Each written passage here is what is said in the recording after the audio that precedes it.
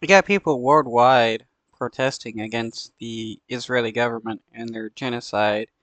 The Israeli government has already lost the war, quote unquote, or aka genocide against the Palestinians. They made themselves look like a rogue nation, a pariah government, because they don't want to actually follow international law. You got Jewish people worldwide, you can call them fake Jews if you want, that are protesting against the Israeli government for what they're doing, and people are tired of the Israeli government of acting like the eternal victims when they are the ones committing the atrocities against Palestinians. Free, free! On the doorstep of number 10, protesters chant ceasefire now. Free, free! A message to the Prime Minister to stop Israel killing children. We've all seen the images, body parts scattered over the area, people killed as they were gathering for prayer, and the response of our Foreign Secretary was to put out a statement on social media that began by saying that Hamas had responsibility for civilian casualties, but that Israel had to abide by international law. London But does the Israeli government abide by international law? No, they don't. That's why they're killing unarmed civilians. That's why they're torturing civilians. That's why they're going into the West Bank and killing people and taking their land. That's why so many innocent civilians have been killed, because the Israeli government doesn't care about international law. You can't be a government and say you care about international law when you are arming and funding terrorists to kill people in the West Bank, or your government is torturing civilians in a torture center, or sniping and killing innocent hostages trying to get help, or just killing innocent Palestinians waving white flags. Londoners take to the streets following the deaths of at least 80 Palestinians when an Israeli airstrike hit a school-turned-shelter in Gaza City on Saturday. The attacks cast doubt on efforts to secure a ceasefire between Israel and Hamas, as well. Well, yeah, you can't really have a ceasefire when you're continually killing civilians of the group of people you're trying to get a ceasefire with. World leaders aim to broker a truce. Outside Downing Street, activists say it can't come soon enough. Just my outrage and disgust at what happened at the weekend. Over 300 days of massacres.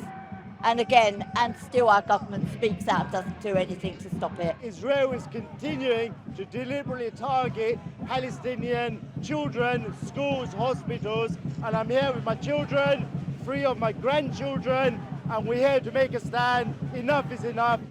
France, Germany and the United Yeah, the people around the world can see what the Israeli government is doing, and it's just so wild that Zionists just lie and claim that the Israeli government isn't killing civilians when it's all on video. Like, people around the world is seeing what is happening, and the fact that these people continue to lie shows what they're all about. Kingdom issued this joint statement, calling for de-escalation and regional stability in the Middle East and an urgent ceasefire. Activists say it fails to call out and name Israel as perpetrators. Last month, the UK saw a change in government, but pro-Palestinian protesters also want to see a change in attitude. Although Keir Starmer has now called for an immediate ceasefire in Gaza, previous comments like saying Israel has a right to cut off water in Gaza has not been forgotten.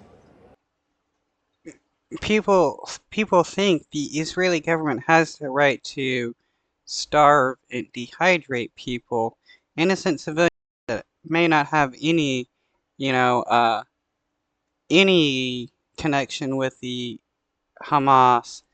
They think that the Israeli government has the right to kill those people. That is truly insane.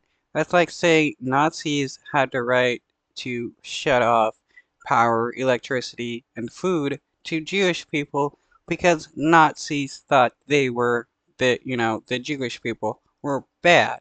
Like how that should that if a Nazi said that, you would be like they're insane. But if when a Zionist says that, so many people think they're like, oh yeah, the Israeli government has the right to do that. But they don't have the right to genocide people. No nation has a right to genocide people. We will be on the streets until there is justice and freedom for the Palestinians. We know it's a long fight. We know they have suffered for decades and decades already, but we are determined to do that. And we are saying to this new government, if you follow the same policy as the previous Tory government, you are going to be in big trouble. It's sad how, the kids and grandkids of people have to come out and fight against a genocide when when they've been raised to be told that a genocide is bad, but then also told that, if the Israeli government does a genocide, it's somehow okay. Why does the world teach that what Hitler did was bad, but somehow we're supposed to be told what the Israeli government has been doing for decades now is somehow justified? This pro-Palestinian movement has been resolute in calling for a free Palestine, not only for the past 11 months, but long before October the 7th, and they vow to continue as long as needed. Shadi Edwards-Dashti, TRT World, London. Oh, this guy's awesome. He is so passionate. He is just pounding away as much as he can.